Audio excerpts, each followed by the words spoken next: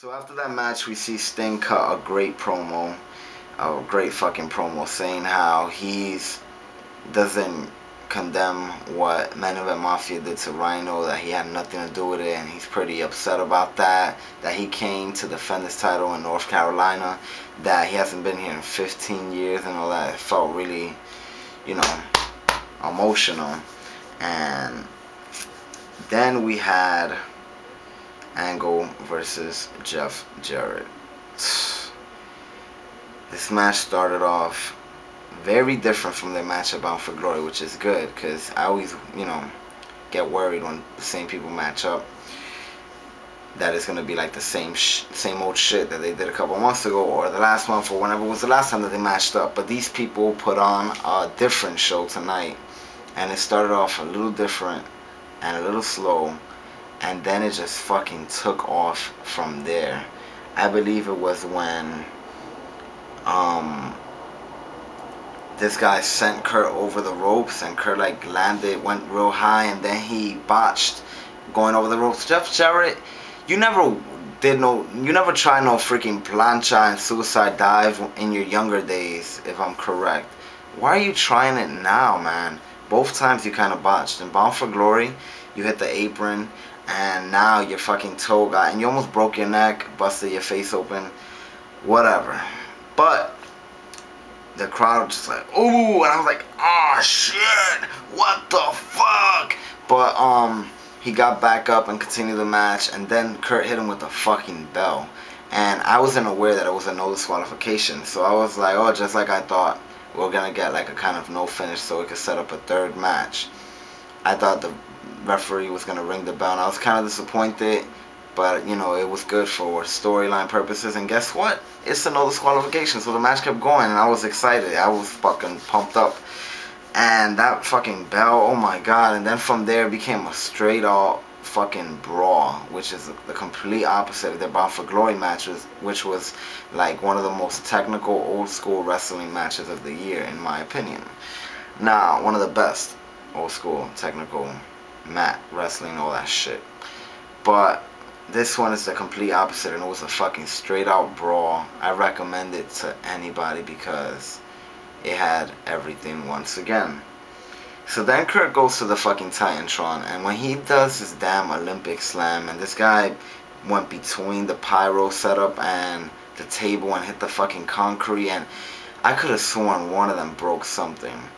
And then the way they were crawling to the fucking ring, and all bloody, and this guy holding his hip, I thought he legitly hurt his hip, Jeff Jarrett. And it, like, I've never seen TNA do like an angle or work an angle in a match that good.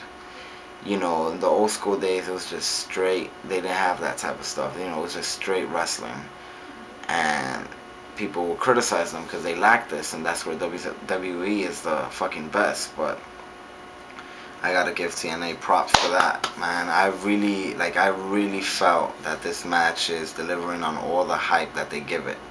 The way they would just crawl into the ring, and then after that fucking spot, the match still went like 10 minutes after that, and I don't believe it went too long, because when it has this amount of build-up and the show really revolves around that feud, it deserves all the fucking time in the world. I was just getting worried about that there was still 2 matches left.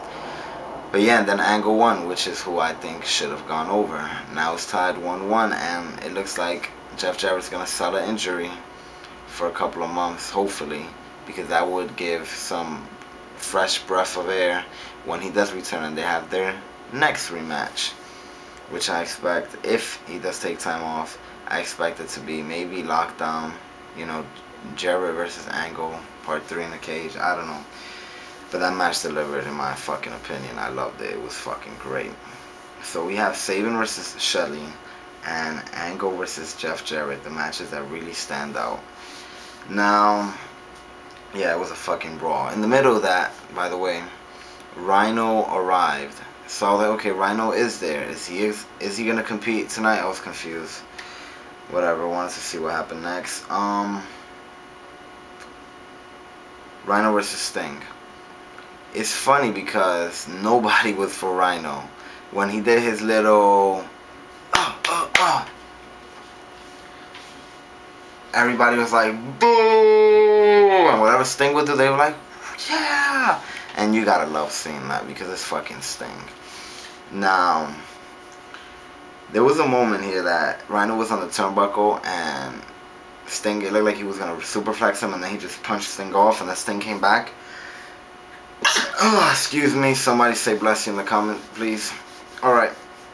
So Sting just pushed him off the fucking turnbuckle, and I was like, oh my god, yo, it caught me by surprise. Rhino like bounced off the ropes, the apron, and then hit the floor. It was hilarious.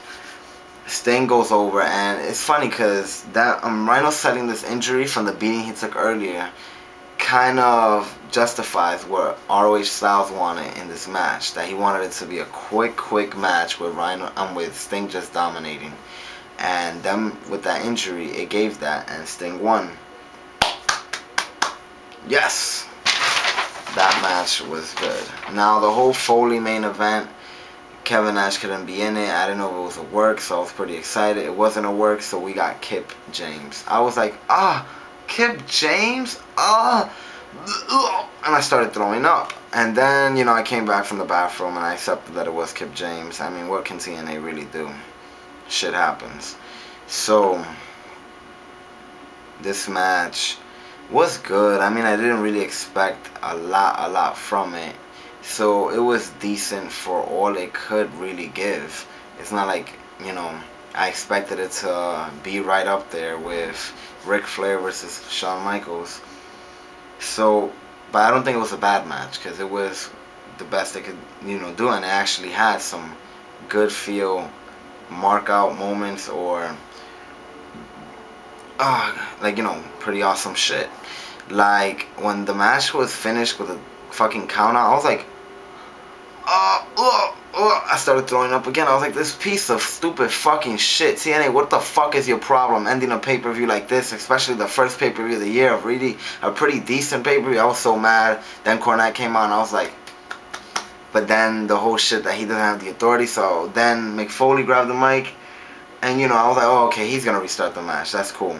And then when he said, but with hardcore rules, I got excited. That's when I finally got excited, like real excited for the match, because it caught me by surprise and he just hit him with the microphone. And I wanted Mick Foley's return match to be a hardcore match, not this 6-way tag shit. So I got the best of both worlds from what I wanted. And then it turned to a fucking hardcore match that the crowd must have ate up and loved, because, you know, who doesn't like hardcore shit? Now, the spots that I really loved here were when Mick Foley took out the sock after Booker T did the spinneroonie. You know, the crowd loved it too.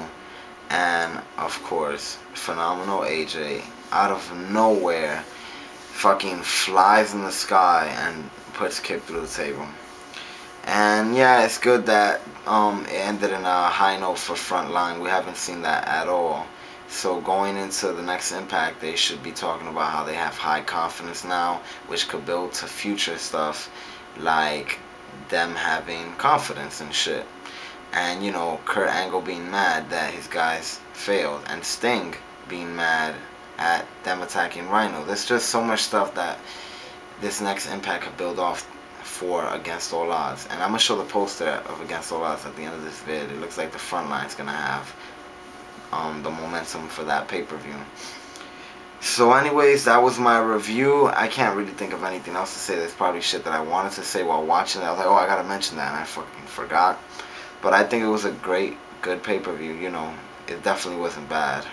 And it wasn't, oh my god, amazing. But it was, you know, we had Jarrett, Kurt, Sabin, Shelley.